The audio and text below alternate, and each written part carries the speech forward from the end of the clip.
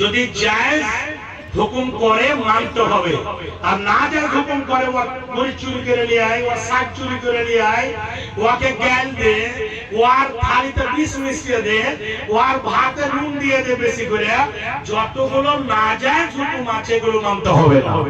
জি জায়েজ হুকুম মানতে হবে, স্বামীর কথা অনুযায়ী চলতে হবে। 3 হয়ে গেল। 4 নম্বরে এটা সব থেকে ভাইটাল জিনিস। কি ভাইটাল?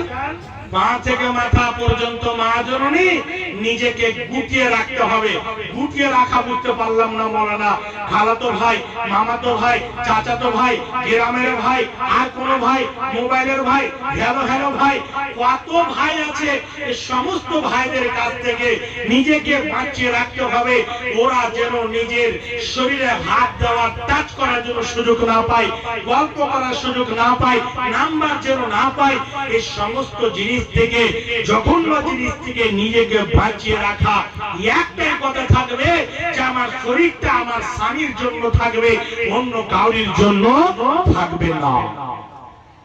আজকে কতগুলো খবর পাওয়া যাচ্ছে যে 4 ছেলের মা, 5 ছেলের মা, স্বামী বাইরে আছে, দিল্লি, পাঞ্জাব, লুধিয়ানা, হরিয়ানা, সৌদি আরব, কুয়েত, বাহরাইন, কত কোন কোন জায়গাতে আছে।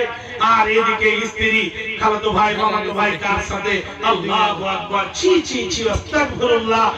আজকে এই যে সোশ্যাল মিডিয়ার জামানা, খাম্বাতে বেড়ে বেড়ে কাঁচা কঞ্চি দিয়ে সামলাকে 3 নম্বর থেকে 6 নম্বর করে দিলে, আর ভিডিও করে করে ছাড়ছে। এদিকে 3 ছেলের মা, এদিকে 6 ছেলের মা।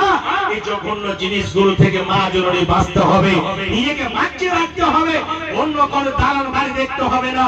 তো আমি বলছিলাম এই 4টা জিনিস যদি করতে পারেন মা জননী, তাহলে নবীজি বলছেন জান্নাতে যেতে কেউ আপনাদেরকে বাধা দিতে পারবে না, কোনো বাধা হবে না। সরাসরি জান্নাতের গেট খোলা থাকলে আপনি জান্নাতে চলে যাবেন। ভাবছেন আমার পুরুষদেরা জান্নাতে যাওয়ার জন্য কি করব মৌলানা? একজন সাহাবী নবীজিকে এসে বলছে, নবী গো, আমাকে কিছু আমল করে দিন যাতে করে জান্নাতে যেতে পারি। নবীজি বললেন 5 ওয়াক্তের সালাত আদায় করো, 1 মাসের রোজা রাখো, হালাল খাও, হারামকে বর্জন করো।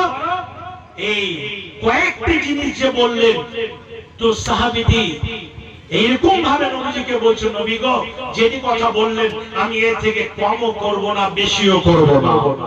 অন্য হাদিসের মধ্যে এসেছে যে যে জায়গাতে 2-3 জন 4 জন বসে আছে গীবত করছে, মাস্টার সাহেবের বারে, মোল্লা সাহেবের বারে, হাজি সাহেবের বারে, উমুকের বারে, এই গীবতের আড্ডাতে আপনাকে বসতে হবে না। এই গীবতের আড্ডাতে বসে আজকে আপনাকে দুঃখের সাথে বলছি, একদম কষ্ট করে বলছি, এই কথাটা যতটা আমি অনুভব করেছি এই 15 বছর রানিং এ এই যে লাইনে আছি আমি, সব থেকে আলেম ওলামা এবং শিক্ষিতর মধ্যে, আলেম ওলামার মধ্যে কয়েক রকমের ভাগ রয়েছে। আল্লাহর কসম করে বলছি, শিক্ষিতর মধ্যে যতটা গীবত আছে, যতটা গীবত আছে, যতটা গীবত আছে, আমি বলছি আম পাবলিকের মধ্যে এতটা গীবত নাই, নাই, নাই। আপনাকে প্রমাণ করে দিতে পারবো। জি, এক আলেমকে দেখে এক আলেমের জনম। কি বলবো, আস্তাগফিরুল্লাহ।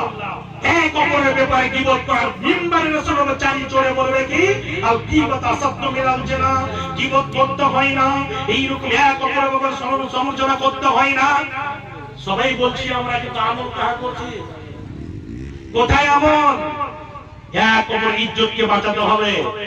বাড়ির পাশে ছেলে মেয়ে ধরা পড়েছে, এই ডিলার পাড়া চকে গিয়ে সকালে বলবো না অমুকের বেটি অমুকের বাড়ি ধরা পড়েছে, বলবো না, না হলে পারে নিজের নেকি কেটে যাবে, নিজের নেকি কেটে যাবে। এটা হুকুম নিয়ে বাদ। আপনাদের বলছি বাপজান আমার, এক অপর যদি কেউ বলাবলি করছে, আপনি ওখান থেকে বেঁচে যান, আপনি চাইবেন না, তাহলে জান্নাত আপনার জন্য অপরিহার্য, ইনশাআল্লাহ আপনি পাবেন। 5 ওয়াক্তের সালাত, গীবত করবেন না, হালাল খাবেন, এক অপরের ব্যাপারে সমালোচনা করবেন না, 1 মাসের রোজা রাখবেন, ইনশাআল্লাহ জান্নাত আপনার জন্য অপরিহার্য। তাহলে আল্লাহর ঘর এই জায়গাতে নির্মাণ হয়েছে, আরো কিছু কাজ রয়েছে, আল্লাহর ঘরের উপলক্ষে জালসার আয়োজন। তো আপনারা এখানে বসে আছেন ঈমানি জাযবা নিয়ে, আর অবশ্যই আল্লাহ রাব্বুল আলামিন মালদর সম্পদ দিয়েছেন।